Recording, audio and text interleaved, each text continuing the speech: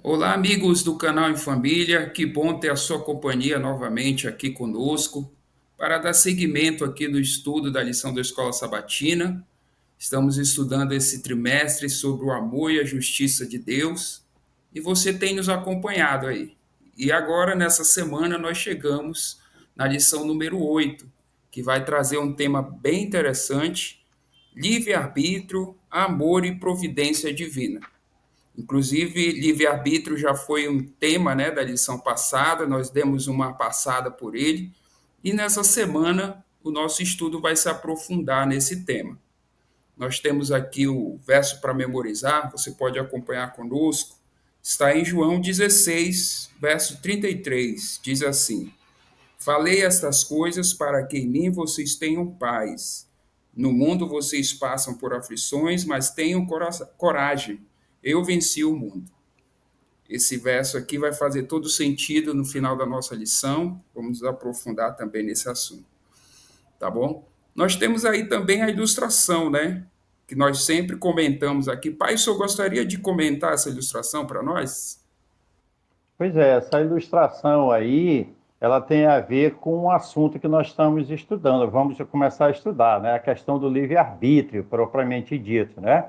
Temos uma caixinha aqui, os corações saindo da caixinha, uns decidem ir para a luz e voar nesse sentido, e outros decidem ir para a escuridão, o que representaria o mundo aqui, né? O livre-arbítrio sendo exercido. Eu acho que foi muito feliz a pessoa que ilustrou essa lição aqui. Legal, muito bem. É isso mesmo. E nós já vamos começar o nosso estudo. Antes, nós vamos fazer a nossa oração, mas queremos lembrá-lo também de curtir esse vídeo, tá bom? É muito importante aqui para o canal e para o crescimento dele a curtida, o compartilhamento, você interagir com o vídeo também, tá bom? Para que esse material chegue a outras pessoas e esse canal cresça e assim consiga atingir mais pessoas, né? E que nós possamos passar esses assuntos tão importantes ao conhecimento de mais pessoas, tá bom? Nós vamos fazer nossa oração agora e já vamos iniciar. Vamos orar. Pai querido, amado, obrigado, Senhor, por estarmos mais uma vez aqui reunidos no canal Em Família para estudar a tua palavra. Nesse momento nós te pedimos, Pai, a tua presença e que nos ajude também, nos guie nesse estudo, para que possamos ter a compreensão desse assunto, também que ele venha fazer a diferença na nossa vida. Nós te pedimos essas bênçãos em nome de Jesus. Amém. E o primeiro comentário que o nosso estudo nos traz, já aqui na lição de sábado, é explicando um desses termos, uma dessas expressões que aparecem no nosso título da lição 8, que é a providência divina, certo? É um termo usado para descrever a ação de Deus no mundo. Então, as ações de Deus, a forma como ele age, são expressas através da providência divina, né? A gente pode entender assim esse termo. E o autor começa a diferenciar aqui alguns entendimentos, né? Algumas correntes ideológicas, né? Diz que alguns cristãos acreditam que Deus ele determina cada detalhe que acontece na história humana. Então, tudo que acontece já está determinado por Deus. Inclusive aqueles que vão aceitá-lo, aqueles que vão se salvar e, consequentemente, aqueles que vão se perder. Essa é uma linha, um entendimento que nós não concordamos. A palavra de Deus não refere-se a isso. Né?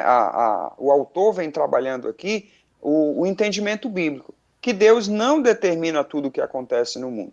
É claro que ele guia a história, mas ele respeita o livre-arbítrio de cada um. E muitas das coisas, das situações que acontecem na história humana são determinadas pelo uso desse livre-arbítrio.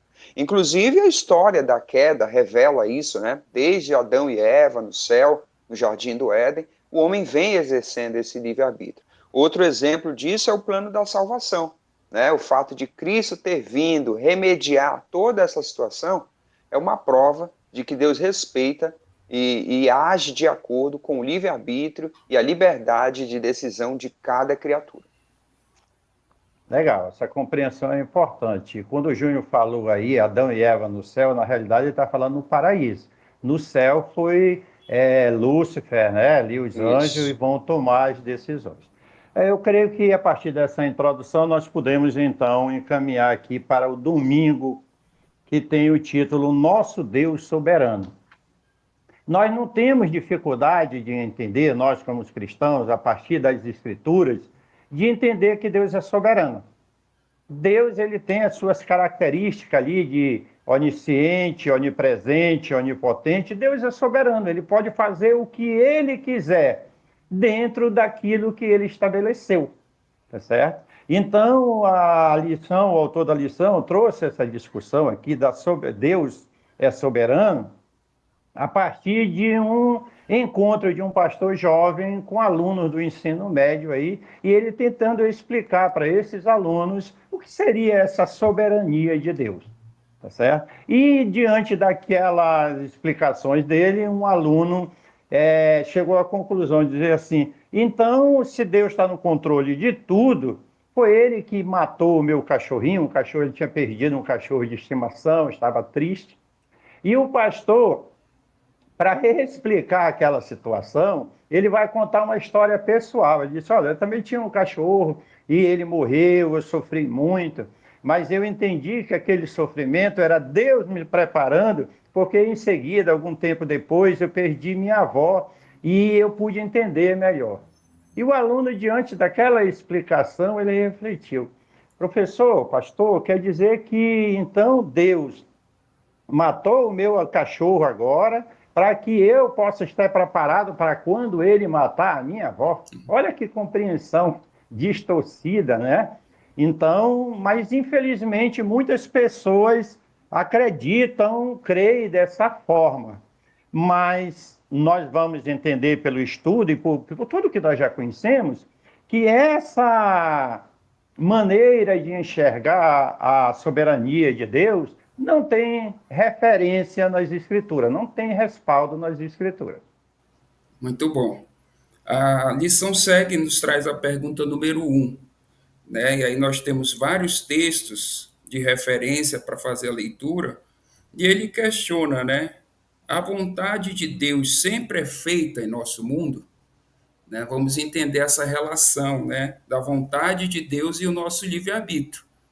Inclusive, nós destacamos aí o texto de Isaías 66, verso 4. Vou pedir ao João que lê esse texto para a gente entender um pouquinho melhor essa situação. Uma dessas passagens aqui, nós destacamos Isaías 66, verso 4. Vamos ler juntos. Assim eu lhes escolherei o castigo, e farei vir sobre eles o que eles temem. Porque clamei, e ninguém respondeu. Falei, e não escutaram. Mas fizeram o que era mal aos meus olhos, e escolheram aquilo em que eu não tenho prazer. Olha só, esse texto aí demonstra, né, muito claramente Deus sendo contrariado, né? A vontade de Deus era uma, na ocasião aí para o seu povo, né? Mas eles não queriam, eles queriam totalmente o contrário, né? Então o comentário da lição vai fechar aqui no domingo falando exatamente isso. Muitas vezes Deus tem planos para a nossa vida, mas nós, pelas nossas escolhas, escolhemos o contrário, né? Então ele finaliza aqui, até citando o Salmo 81 também, que é interessante fazer a leitura, né? Ele diz assim: mas o meu povo não escutou a minha voz, né? Então ficou claro aqui, né? A lição quis trazer a soberania de Deus, mas, no entanto, mesmo ele sendo soberano, ele não impõe a sua vontade para os seus filhos, né? Vamos seguir então para segunda-feira. A segunda-feira traz o título Pantocrator. Vamos entender mais esse termo grego aqui, né?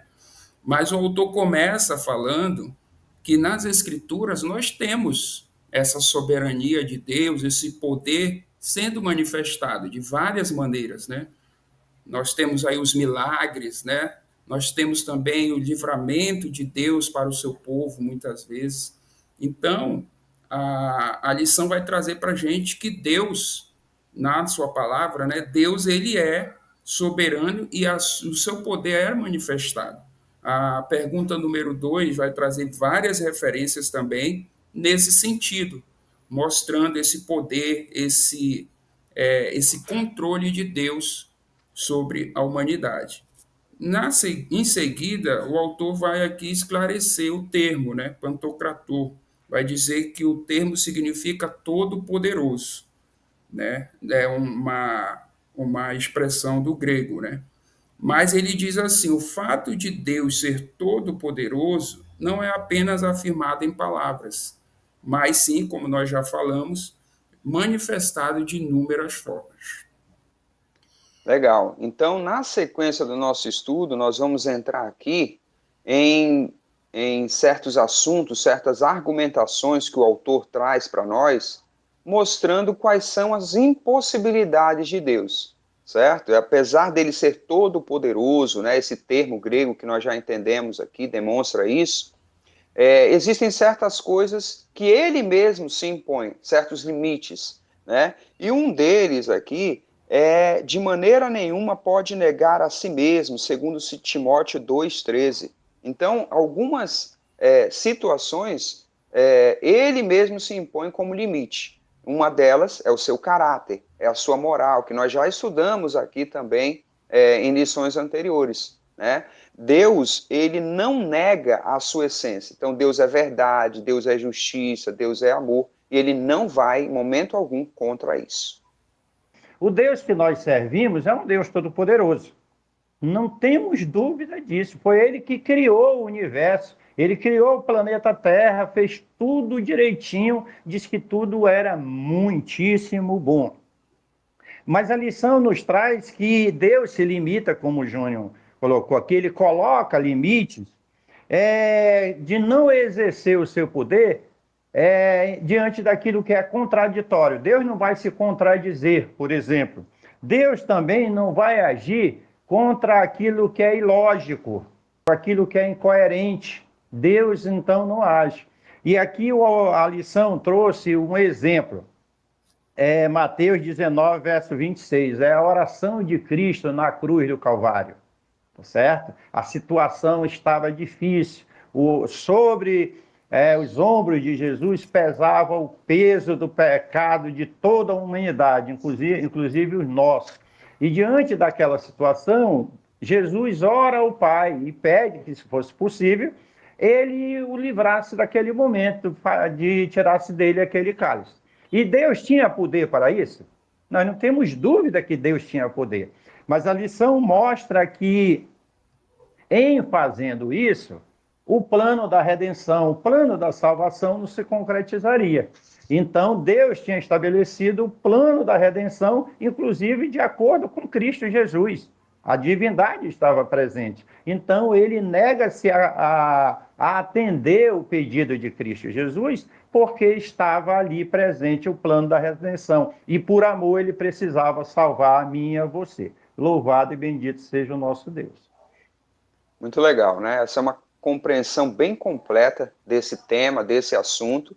Como nós dissemos aí, o título da lição 8 passa por esses temas, né? Livre-arbítrio, amor e a providência divina, a ação de Deus na história.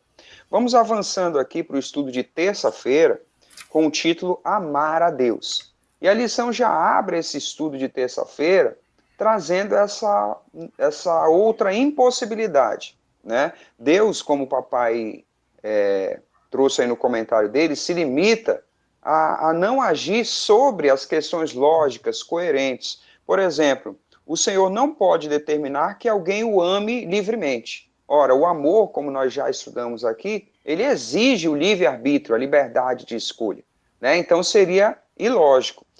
A lição completa que Deus não pode forçar ninguém a amá-lo, pois se é forçado, já não é amor, certo? Então nós, nessa esteira das impossibilidades, nós vamos avançando aqui, e a pergunta 3 traz aqui duas referências, uma no Novo e uma no Antigo Testamento, que falam sobre o grande mandamento, né? Para os judeus ali, o Shema, né?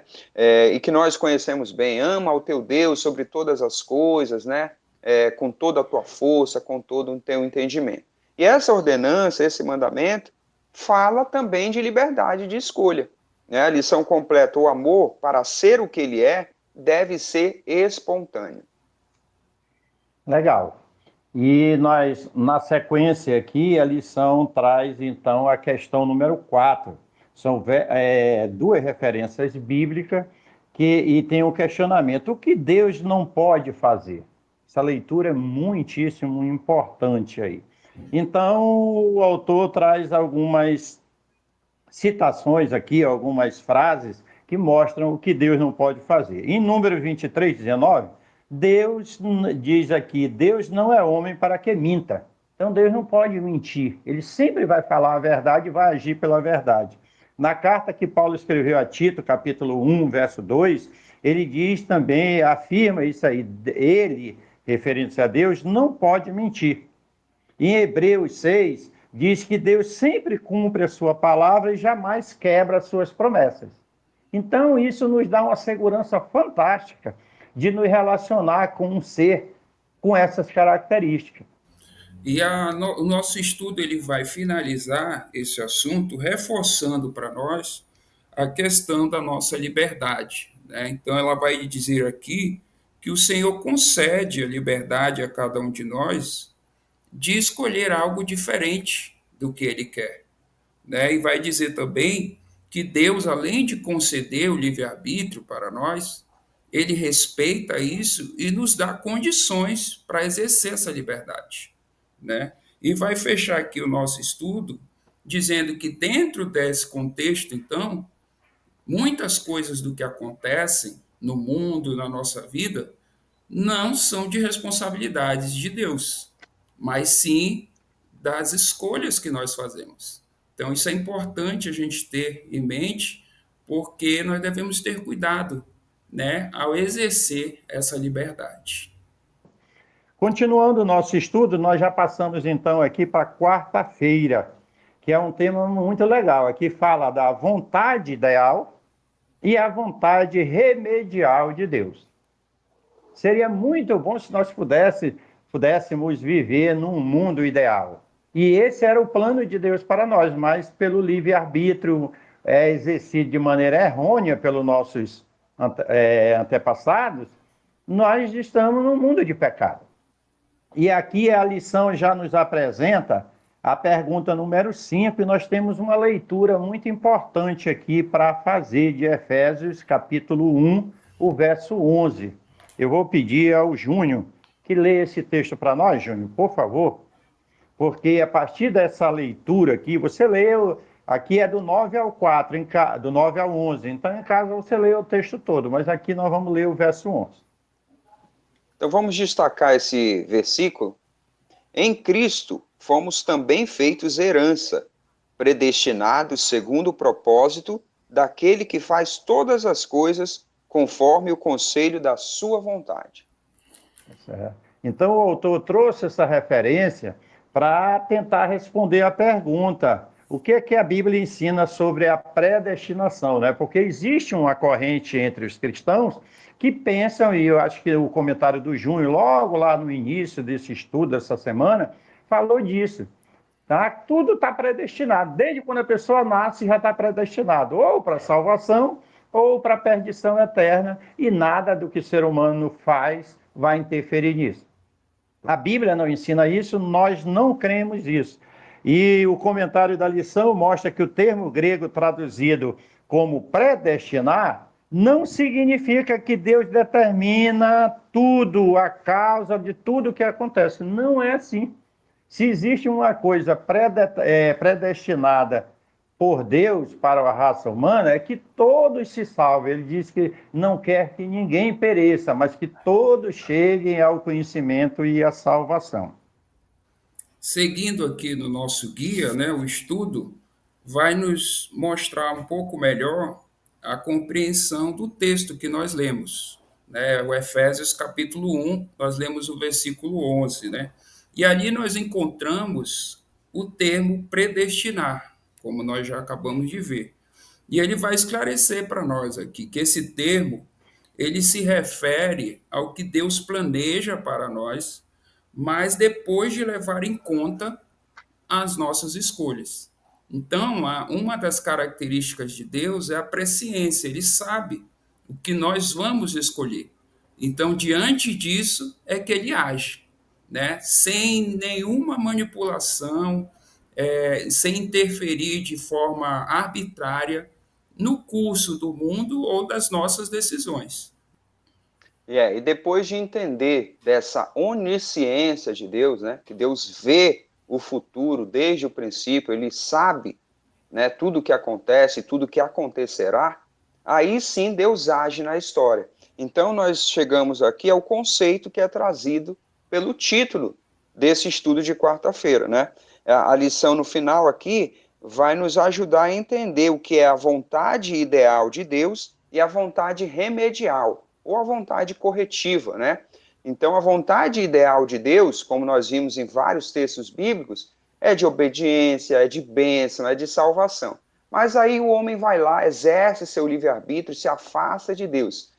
E Deus, enxergando essas escolhas, antevendo essas decisões, ele age na história aplicando a sua vontade remedial ou corretiva, né? Guiando a história para os seus propósitos. Porque nós temos que entender também que Deus é soberano na história do mundo e ele está agindo, né? No final desse estudo aqui, inclusive a reflexão traz um texto bíblico bem conhecido de todos nós, que é Romanos 8, 28, e a gente pode ler aqui rapidinho, diz assim: sabemos que todas as coisas cooperam para o bem daqueles que amam a Deus, daqueles que são chamados segundo o seu propósito.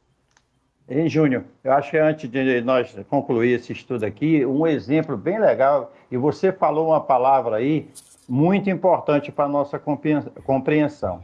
Nós estamos estudando aqui dizendo que Deus sempre leva em consideração nossas ações, tudinho, mas Deus não está em nossas mãos, em nossas vontades, Ele é soberano, né?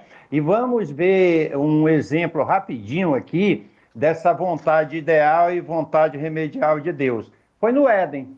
Deus tinha colocado nossos pais ali e a vontade ideal de Deus é que eles obedecessem, ficassem ali, pudessem usufruir plenamente daquilo.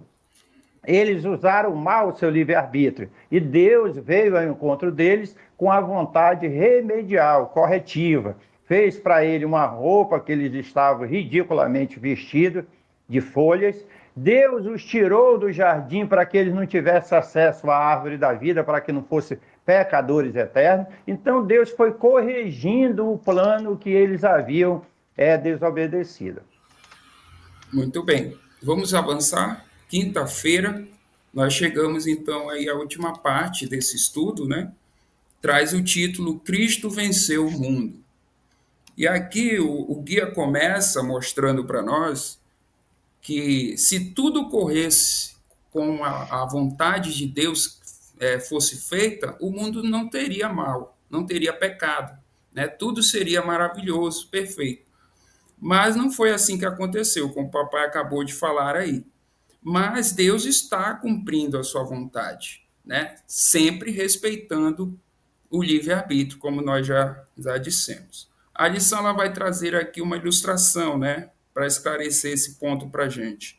Vai dizer que numa competição de bolos, os participantes todos deviam usar determinados ingredientes, né, para fazer os seus bolos. Entretanto, eles tinham uma escolha, podiam acrescentar um ingrediente. Cada um podia fazer essa escolha.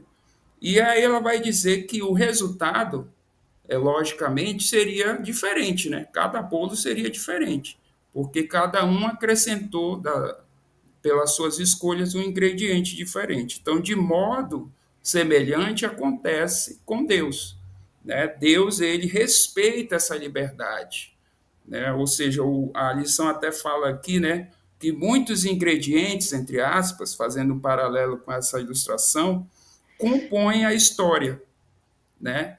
São escolhidos, mas nós exercemos a nossa liberdade, né? Cada um faz as suas escolhas.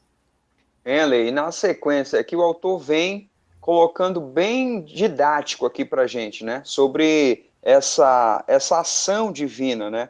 Segundo esse entendimento, a providência divina, essa expressão que está no título do nosso estudo, a providência divina não é simplesmente unilateral.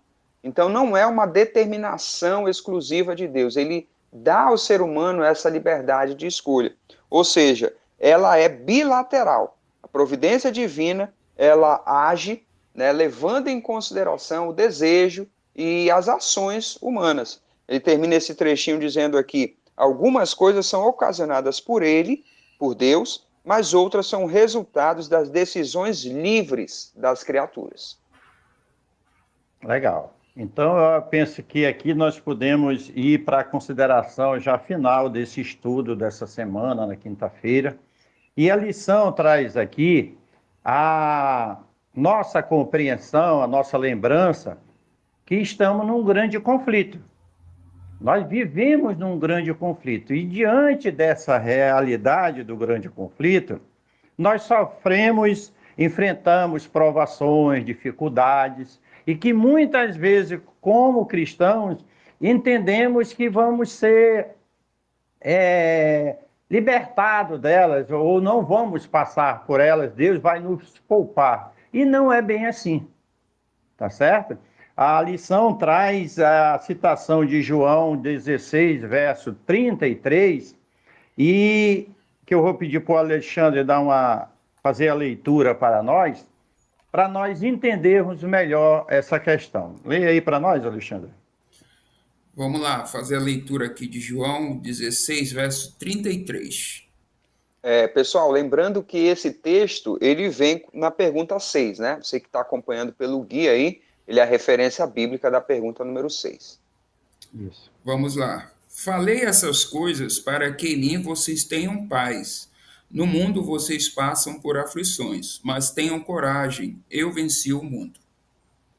Então, Jesus é bem claro em dizer que no mundo os servos dele, as pessoas, todo ser humano passaria por aflições. Ele não negou isso. Mas a lição, a pergunta número 6 que o Júnior citou aí, faz um questionamento. Que esperança essa promessa oferece em meio às aflições? A esperança de que ele estaria conosco, tendo bom ânimo, eu venci o mundo.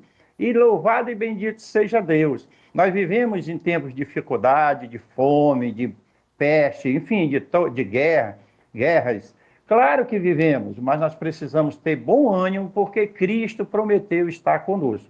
E a lição nos traz a compreensão que podemos estar confiantes que, embora o mal não seja necessário para produzir coisas boas, não é o mal que traz coisas boas, Deus usa essa realidade, muitas vezes, para nos abençoar, para trazer bênçãos sobre a nossa vida, nos tornar mais dependentes dele. Louvado e bendito seja Deus por essa sua graça e por essas suas ações.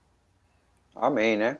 E a partir dessa compreensão, que nós possamos usar bem o nosso livre-arbítrio, né? Que nós possamos confiar em Deus também, que Ele vai providenciar a nossa salvação, como o papai trouxe aí, Ele vai usar os nossos sofrimentos, as nossas dificuldades, para nos aproximar dEle, para trazer bênçãos sobre todos nós.